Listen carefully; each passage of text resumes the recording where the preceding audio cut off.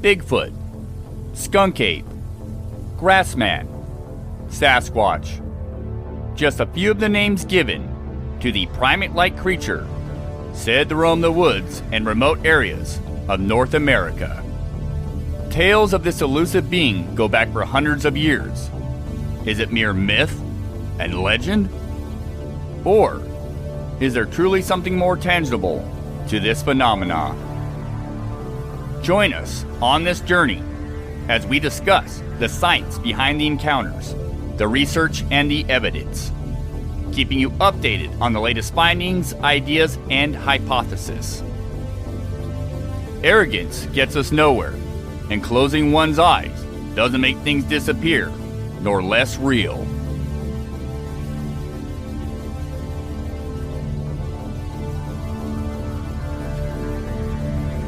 Today's myth could be tomorrow's reality. It's time to make this subject matter less taboo. Welcome to Monster X Radio, Bigfoot without the BS.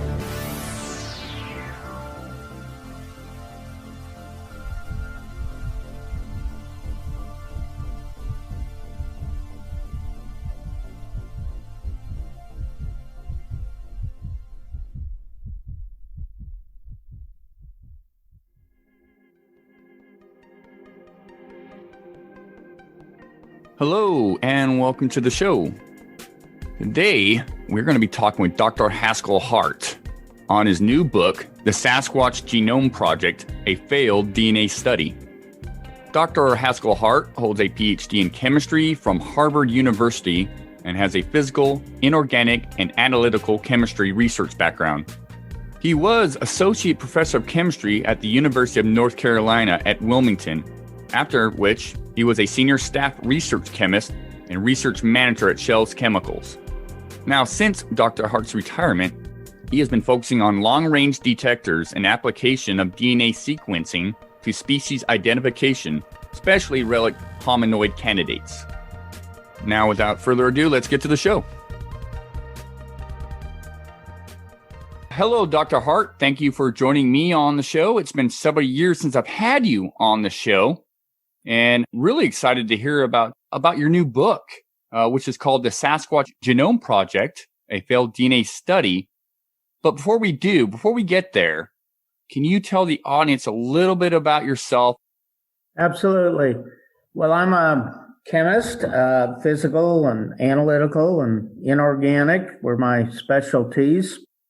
I taught for 10 and a half years at the University of North Carolina in Wilmington. And then I worked for another 20 plus years for Shell in research in Houston, and mostly as an analytical chemist there.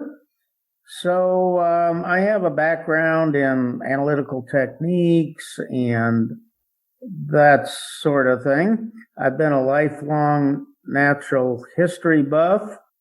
I used to press wildflowers in the Chicago phone book and all that sort of thing. I'm a lifelong bird watcher, and I had heard about the Patterson-Gimlin film and was very interested in that way back in the 60s.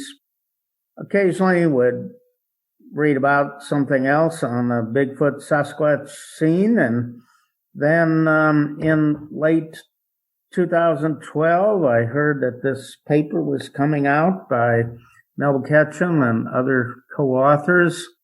So I was eagerly awaiting it, and when it came out in February of 2013, I went ahead and paid my $30 to get access to it online because it wasn't free on their website at that time. And I went over it many times. I did not understand it all at first. It's a little outside my field. However, with my scientific education and background, I was able to eventually understand it all.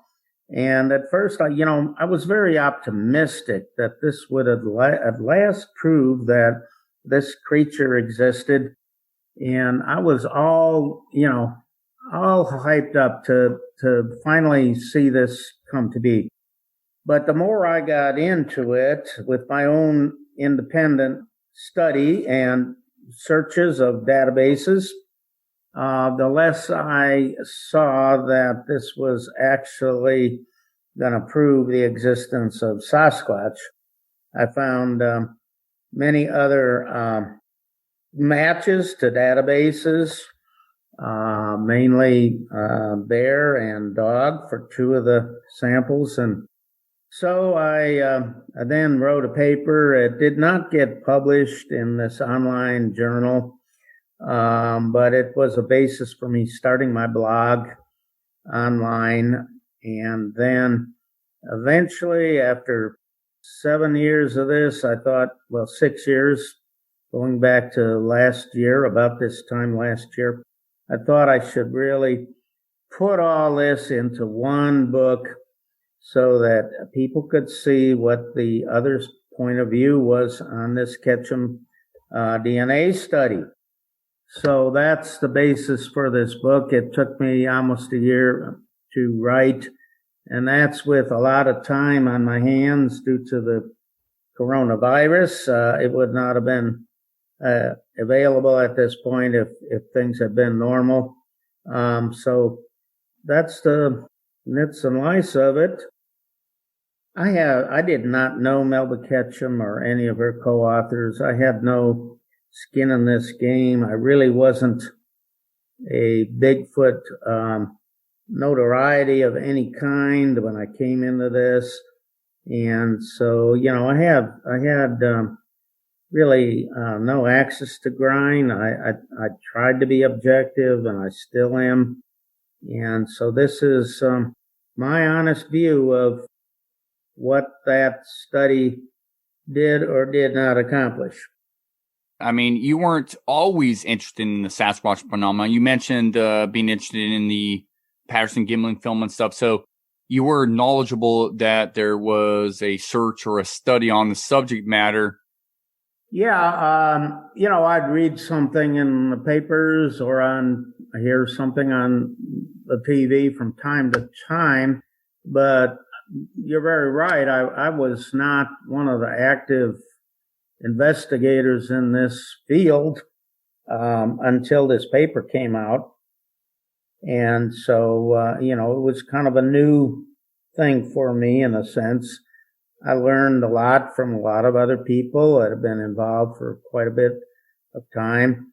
And so, I feel like I have a fresh look on it from a somewhat different point of view than lots of people who had, been out in the field for years and tried to find evidence and, cast footprints and recorded sound and that sort of thing. I have been out in the field since I got involved with this study, and I've heard some things, and I actually had a sighting, which is described in chapter 19 of the book. Yes, that's, there are people who've been at this much, much longer. Yes, I'd like to talk about your possible sighting towards the end of the show here, but getting back to Melba Ketchum's study, right off the bat, what were your first impressions? You kind of discussed that a little bit at the beginning of the show here. What were you expecting to see?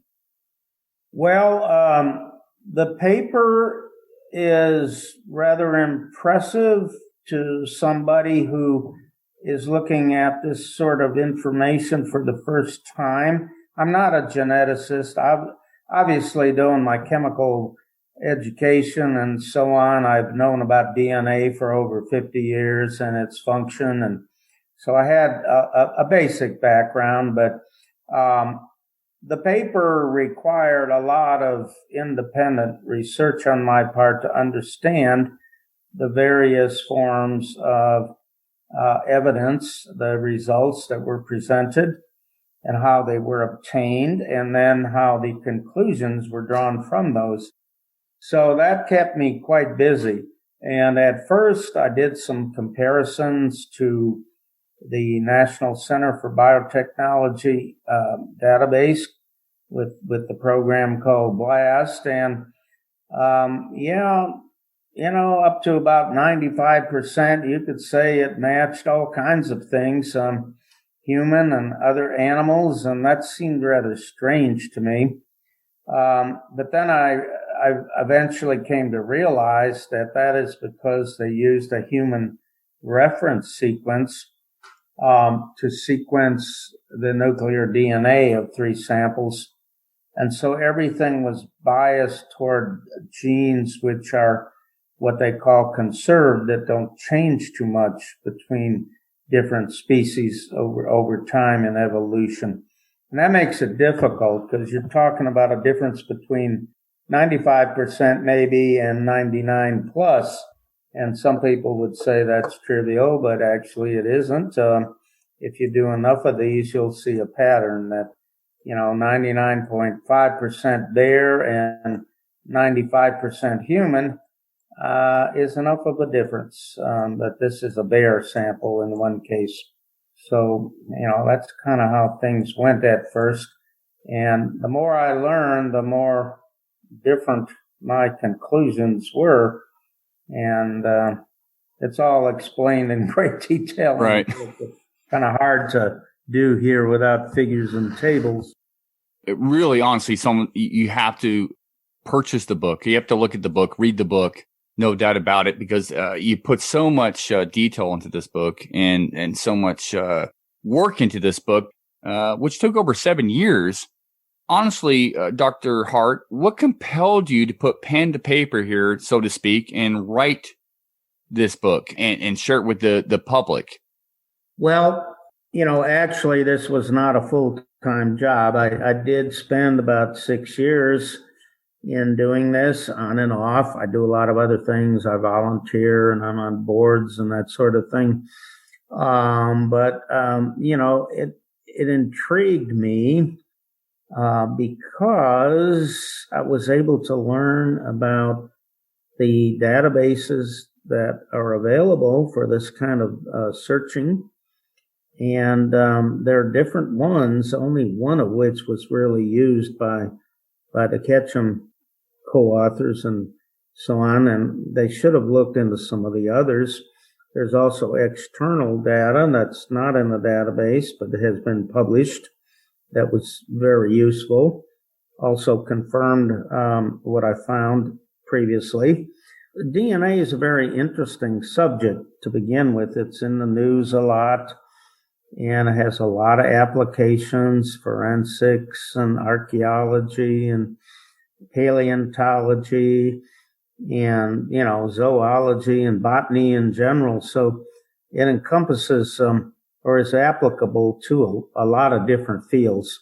And so that interests me. I'm interested in a lot of different areas of natural and physical science. So, this kind of just gave me a way to learn some new things. And,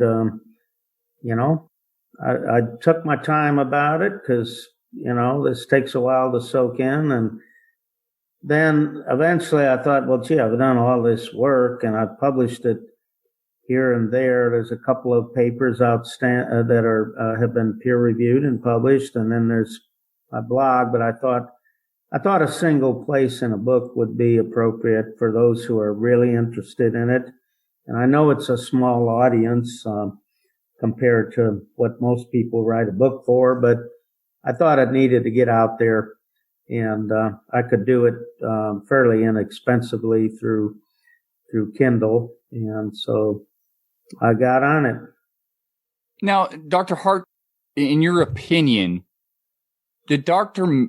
Melba Ketchum get anything right? Was there anything she did that was positive? I know the ins and outs of the study, being involved with the LIMP project. The LIMP project actually gave her some samples, as did Barcatino and many other individuals. Did she get everything wrong?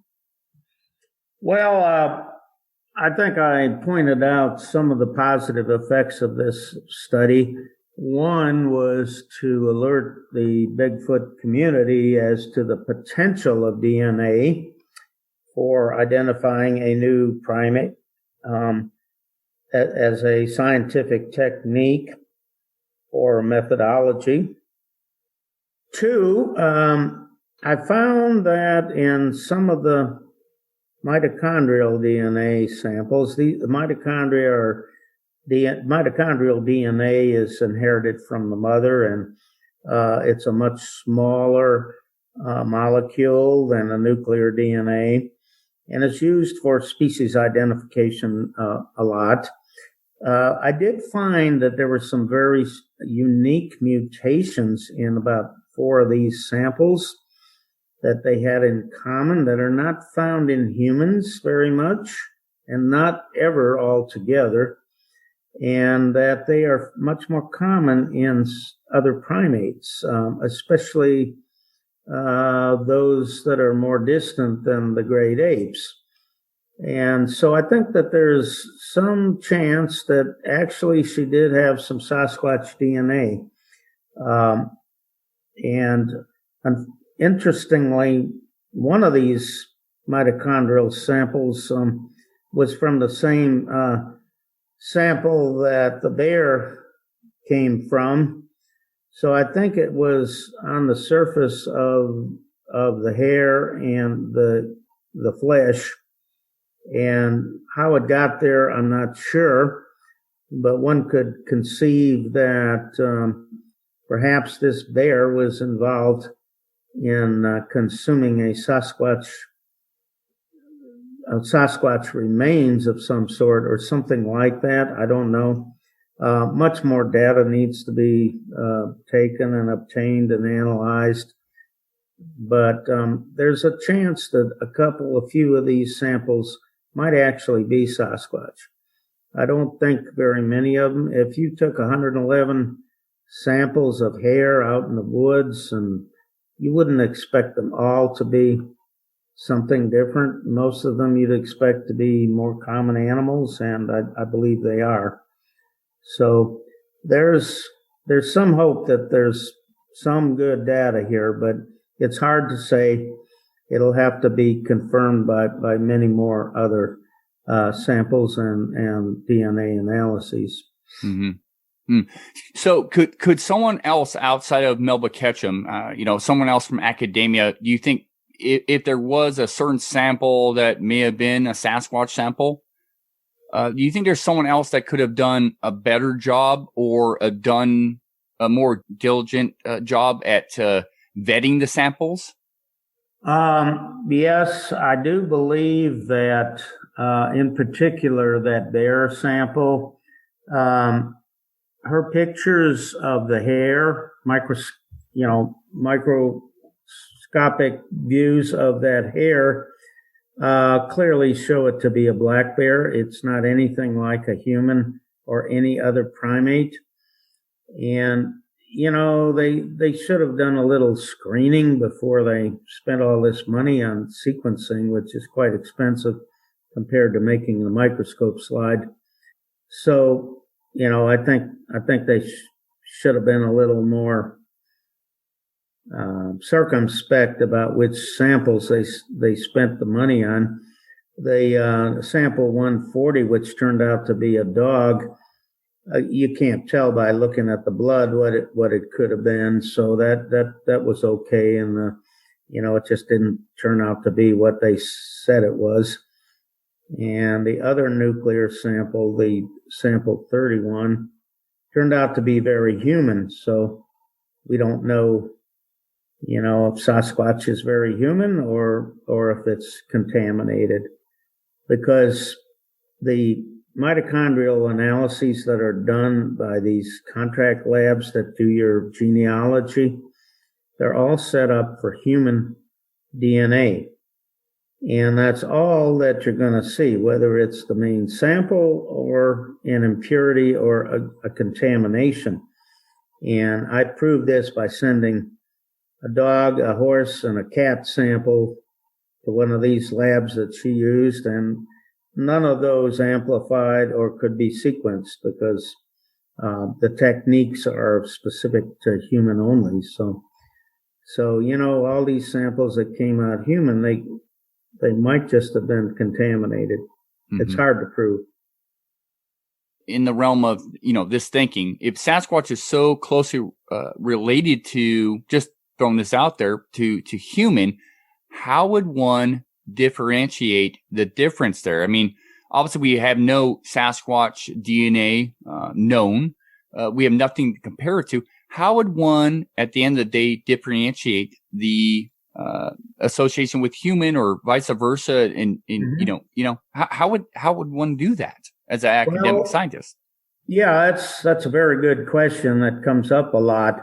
And in one of my chapters, I talk about phylotrees, which are genetic trees of life that show relationships between different species or different samples according to their DNA. And so what you would do is you would sequence your sample and then match that to other living species, and eventually you'd figure out what it's closest to. And you would use the software that is available for free through the government, and it produces this tree of life that shows you exactly where your unknown is in relationship to known species. So let's say we're dealing with something that is a primate and a great ape and close to human. You would do a comparison to chimpanzee, orangutan, gorilla, and maybe a couple of monkeys and human. And you'd look at this tree and you could see if this species is sufficiently far removed from human to be considered a separate species or not. And that would take a pretty good long sequence. I would think the minimum would be close to 400 bases in a mitochondrial sequence. Obviously, the longer that sequence is, the more reliable your phylotree and your comparisons are going to be. And so that's how new species are compared all the time when they're discovered. New monkeys, I've read papers on this. And, in addition to photographs, of course, that they have and behavior and all that other stuff, they measure, if they have a skeleton, they'll measure all the bones and compare them to known species. But they also compare their DNA to closely related species. And, this is done all the time. And you'll see phylotrees that show the new species, and which would prove, what it's related to, what genus it's in, what its closest relatives are. So the same approach would be used. It's not new. In your opinion, where did the Melba Ketchum study really, where was the turning point for you? Where did they really go wrong? Yeah. Go ahead. Well, I think in my conclusion, I pointed out several things that were their downfall as far as I'm concerned into getting at the truth. One of them is using a human reference sequence to sequence an unknown species. And what this is, they use what they call next generation techniques. You sequence a bunch of short segments of your unknown, and then you use a reference to stitch them together into a longer sequence. And this is only applicable when you know the species you're dealing with, or at least know what type of an animal it is. So you pick a reference that it's close to. If you don't know that in advance, keeping an open mind and stuff, and you happen to pick a reference that's very different from the animal that you actually have, you're going to get some sequencing, but it'll only be genes that are very unchanged between the species. And, that is not a very good way to compare things. And so that was one mistake.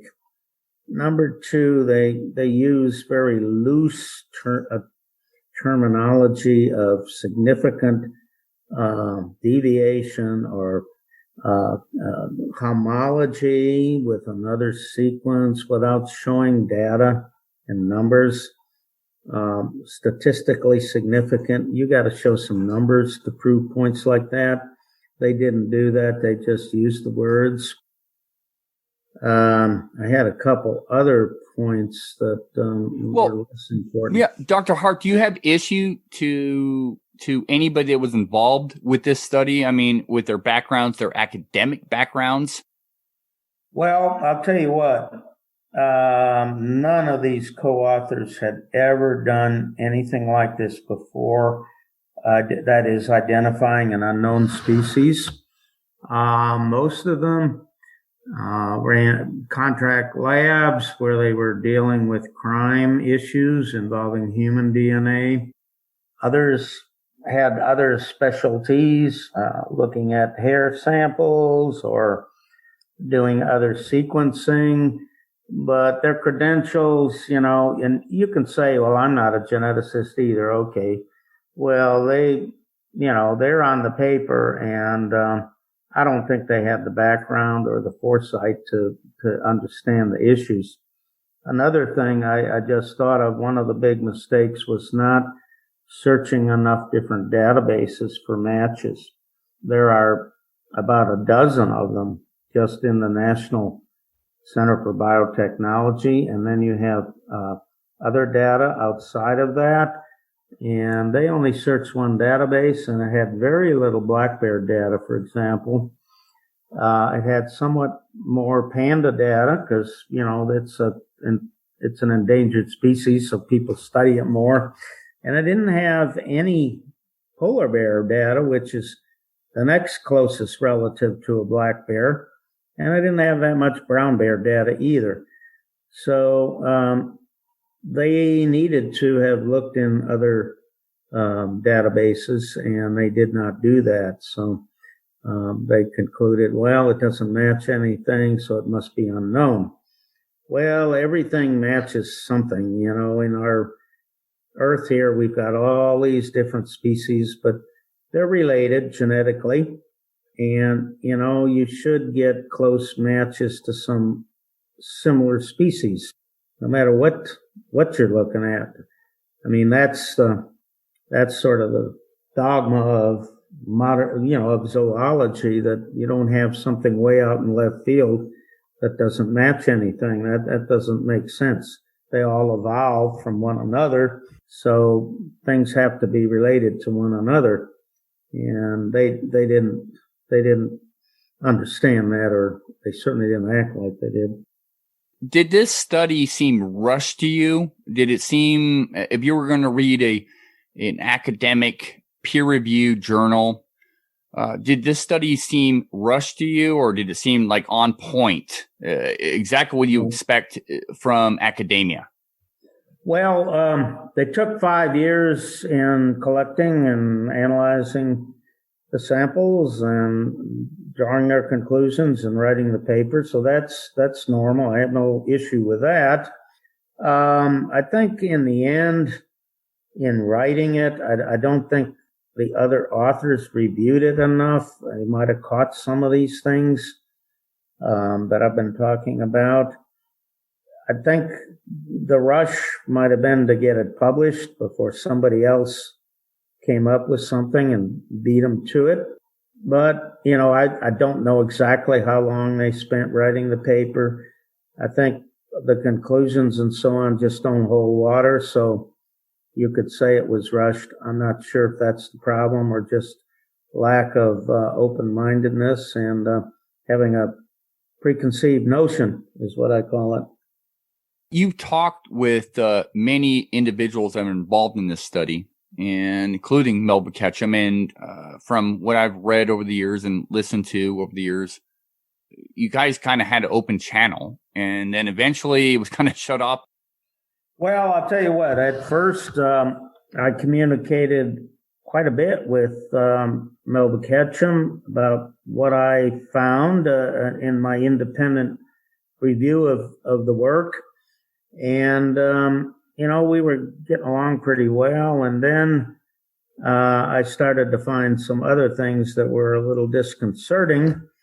And that's when things went sour, and she eventually didn't want to communicate with me at all about the subject. And by then I had pretty well drawn my conclusions about it. And she had her reasons for thinking I'm not qualified, this, that, and the other. I didn't have the right computer and software when I used the same system that she did. And you don't need a supercomputer to do this. The National Center has the supercomputer, and all you do is submit the data and get the results. So, it got to where there was no more communication, and that's just the way it ended. And so, all of the stuff we're talking about tonight is in your book. The Sasquatch Genome Project, a failed DNA study. It's all of the stuff we're talking about right now basically is in your book. And I'll be honest with you, and I've told you this, Dr. Hart, I've just started reading it. It's not a book you skim through. It's something that you actually have to sit down and read it carefully. There's so much extensive detail. I was kind of blown away just skimming through it at how much detail and how much work you put into this.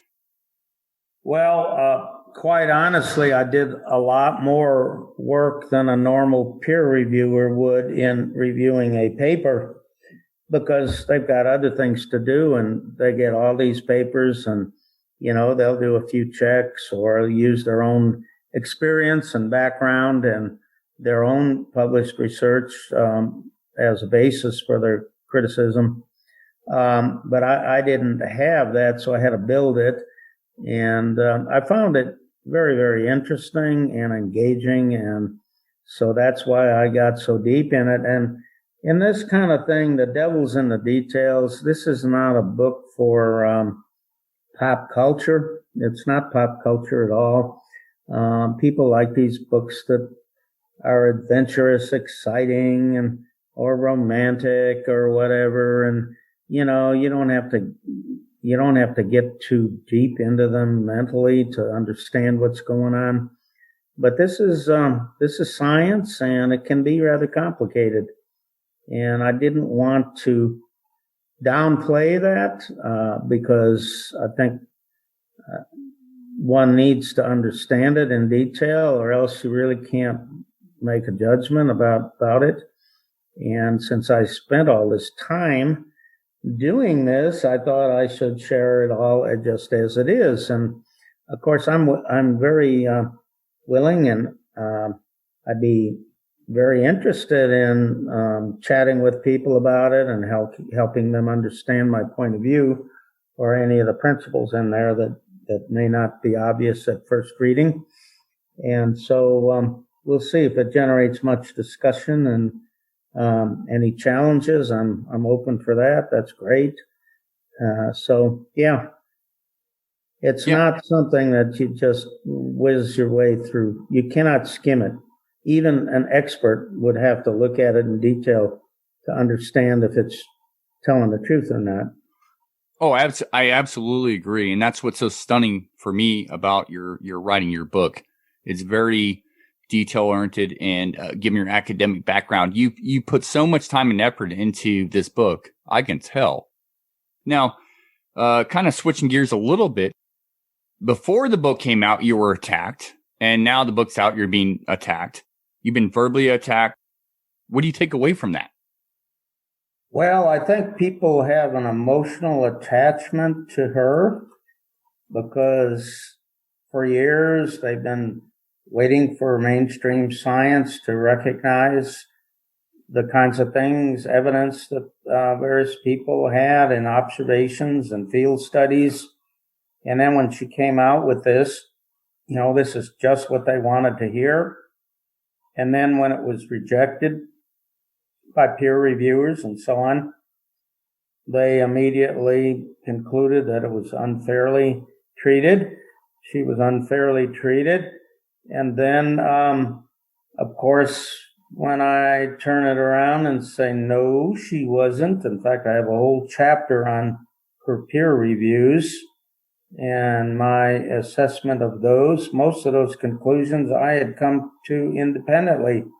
So, of course, I support what they found. And that kind of makes people a little bit upset if they've been one of her supporters. Now, most of these people, quite honestly, haven't taken the time and may not even be able to understand all the details. They're reacting a little bit emotionally and making some quick judgments without certainly not having read my book and so on. So I don't take it too seriously. Another sideline is some of them don't like the cover because I have a frame from the Patterson-Gimlin film and a red X over it, which, I think people should have understood that means that is not the species that was found. Right. I'm not saying there's nothing in the book about the Patterson-Gimlin film. I don't think I even mention it, except as a reference where Bill Munns, I put his book in one of my in the bibliography because I think it's a very good study of the film and costumes. But other than that, there's nothing in the book about the Patterson-Gimlin film. And in fact, I think it's authentic. I do think that there's a real creature there, that it's not a costume. So maybe I should have used a different figure of Bigfoot or drawn one or something so that people wouldn't be, again, emotionally attached to the Patterson-Gimlin film, and putting an X over it, they think is disrespectful and all this and that. Yeah, I mean, once again, you can't read a book by its cover. I think people. Well, that's right. Yeah. It's like you said, Dr. Hart, you can't skim through this. Writing this book, 7-year process sort of thing. What was the most difficult part in writing this book for you? What was the most difficult thing you encountered in writing and sitting down and writing this book and putting your thoughts and opinions and your science and your endeavors into this book? What was the most difficult part? Well, I think just in general, trying, even though it's very technical and scientific, trying to put it into terms that somebody with, a fair education, not necessarily a scientific education, would be able to understand, and organizing it all into chapters. And, there's so much data and calculations and tables and, putting it into a concise, readable, logically oriented, organized form was quite a challenge. And then next would be dealing with the formatting and putting it out in Kindle, and you having to deal with all their formatting issues and that sort of thing. That might be number 2. But all the information was there. I had already done the research. I had to prepare tables and figures that, from Excel spreadsheets and things like that, and dig up some figures from the internet to explain some aspects of DNA and proteins and so on. So it involved quite a lot of different challenges, but it went pretty well. I wasn't ever hung up on anything. There was always a way to get around what looked like a little hurdle. Patience. I'm not great on patience, but I had enough on this one. You've written this book. What would you like the average reader, someone that's interested in the subject matter or not interested in the subject matter, to take away from your book, whether it's on Kindle or through Amazon or wherever this, we'll talk about that later, but what do you want somebody to take away from reading this book? Well, first of all, I think, the readership is a limited group. They have to be fairly interested in the Bigfoot phenomenon. I don't pretend to interest very many other people outside that group. And so I would really hope that they would appreciate first the potential for DNA techniques and how they could be used to identify a new species if it's done correctly.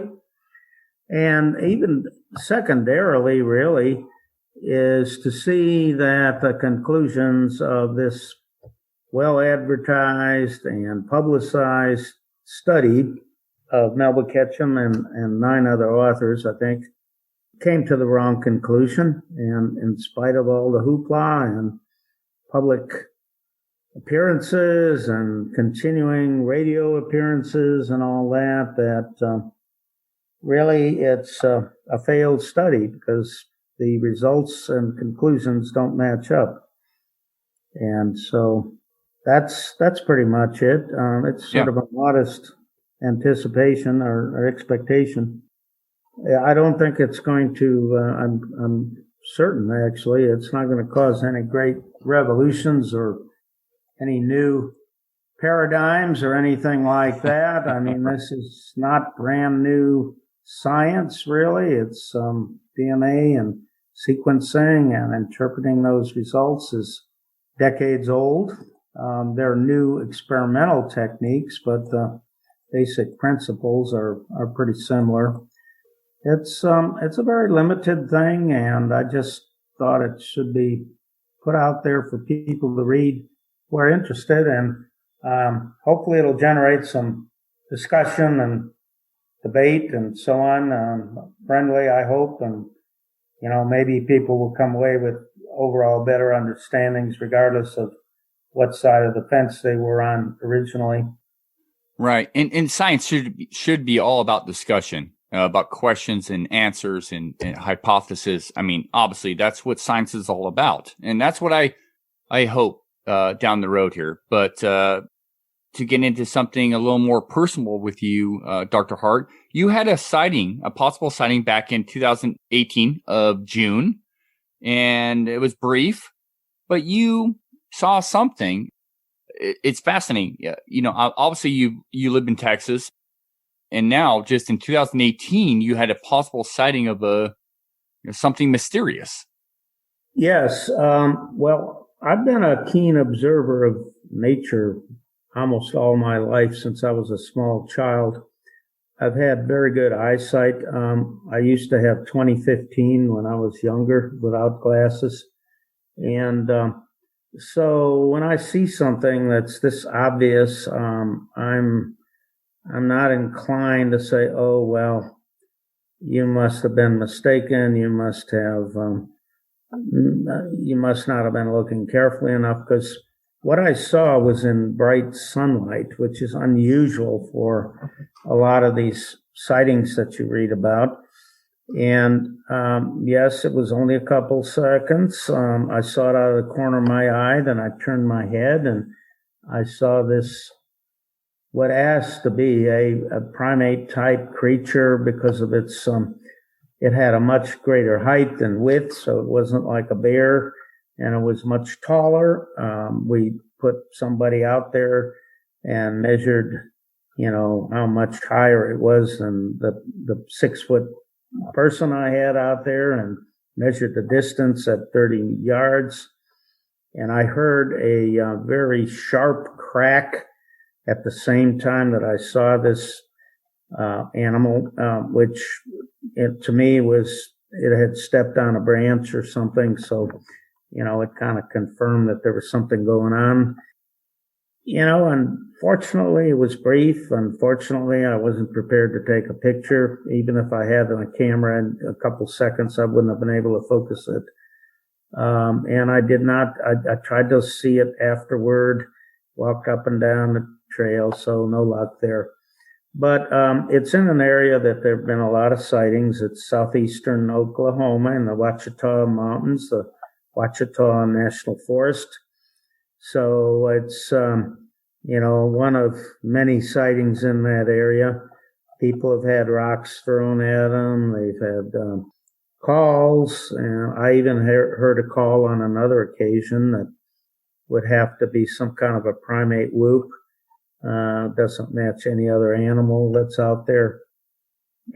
I'm convinced that I saw one, and unfortunately, it's not scientific evidence. The search goes on, but I'd really like to get some DNA samples out there. I'm thinking maybe that this environmental DNA approach, where the recent study of Loch Ness, they found dozens of species of all different vertebrates, all classes of vertebrates, and some non-vertebrates and everything in Loch Ness, and nothing that looked like a monster, but there were a lot of eels around apparently, and some of them grow pretty big. So who knows, if you could get stream water in that area, you might find a DNA sequence that could be shown to be primate, but not human. And that would be a very good start. And then people would be more convinced that there's something in that area that's worth studying and trying to get a better sample of. I don't really want to kill one. I think they're too close to human. I'd like to get a sample some other way. Or if one were run over by a car or something would be ideal.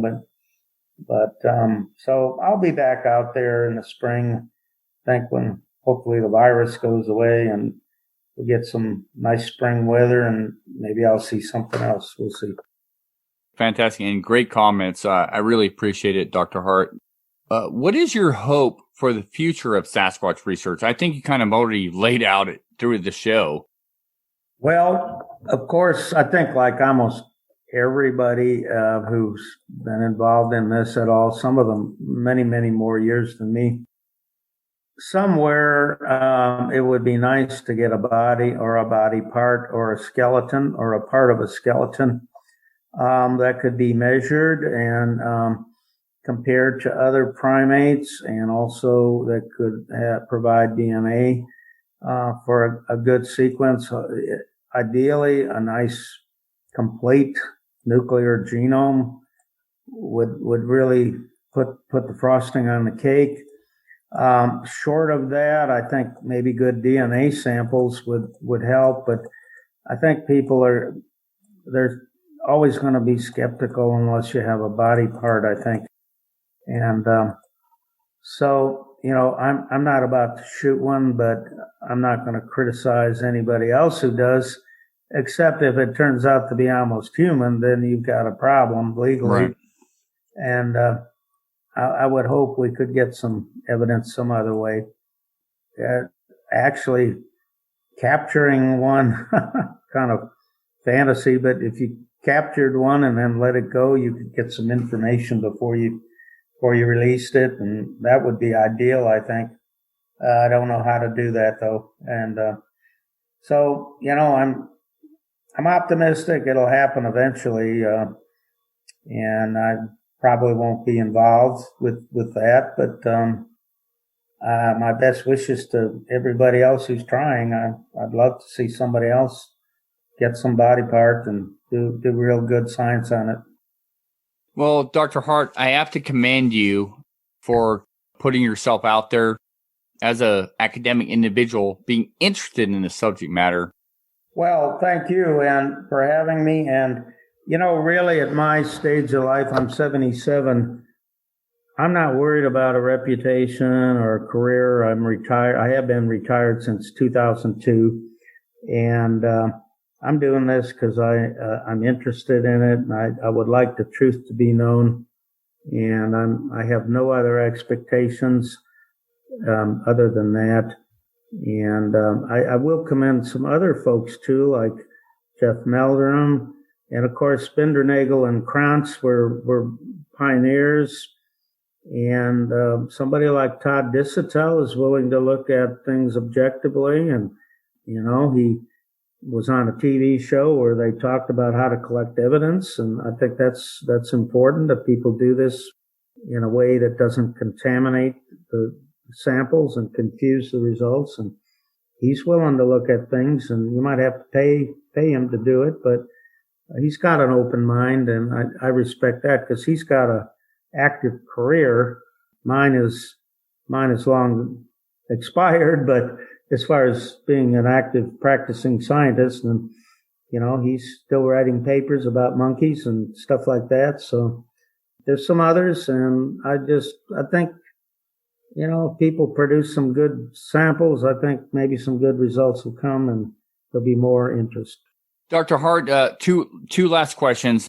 Do you think science should look at it a little more seriously? Well, it's okay to be skeptical. And in fact, most scientists are about new things, and they should be. It should take extraordinary evidence to make extraordinary claims and back them up. I think there's been a lot of other animals that were not known fully or thought to be mythology that were proven out to be true. And this is just another one of those. And people will argue about this, but the giant squid was not fully defined till one washed up on shore one time, and gorillas weren't known till definitely to exist until close to 1900, I believe. And there's the king. Let's see, the king cheetah, is it, that has these stripes instead of spots? Yeah. That's a cryptid. And finally, a couple of them were born in a zoo to what would look like normal parents. And so it's a recessive gene of a sort, and then they got all the information they needed. But, only 4 or 5 had ever been seen reliably. So I think this falls into that category, and it's been a little tougher to get. It's surprising that somebody hasn't come up with more physical evidence over all these years. And that leads some people to think that it's actually a supernatural being or something that just can't be captured by humans or whatever. And they're entitled to that view. I don't believe that myself, but. Where can one find your book? Where can they purchase your book? Well, the book is available on Amazon, both as paperback, and as a Kindle book. So all you got to do is search something like either my name or Sasquatch or Sasquatch Genome Project, and it'll come right up. That's the only place, really. It's not out in bookstores. I don't think that would be an economically viable proposition. The thing is with Kindle, they only print the book when somebody orders it. So there's no warehousing. There's no printing of books that may never be sold. They've got a system where they can whip off one of those if they need to for somebody. And so I didn't pay anything to publish this book, really. I did pay for a copyright, but, there's no upfront costs of printing these things that you don't even know for sure you're going to sell. So I think that was an eye-opener to me. And I did consult with Ken Gerhardt on this matter, since he's published a number of books this way. And he gave me some tips and led me to the right platform and so on. So that was an exercise in itself. This is the only book I've ever published other than my PhD thesis, I guess. But and that didn't go anywhere except the chemistry library at Harvard. But so this was a new venture, and it was fun. There were frustrating moments, but I felt a feeling of accomplishment when I had finished. Thank you, Dr. Hart, for joining me on the show, and I hope people actually buy the book. Thank you, Shane. It was a pleasure talking with you, and there's no rush here. If it takes you as long to read that book as it took me to write it, so what? As long as you understand it at the end, Now, again, if you'd like to purchase Dr. Hart's book, The Sasquatch Genome Project, A Failed DNA Study, you can get it on Amazon, either in Kindle format or in paperback. And I hope you enjoyed this episode. Until next time, be safe and take care, everyone.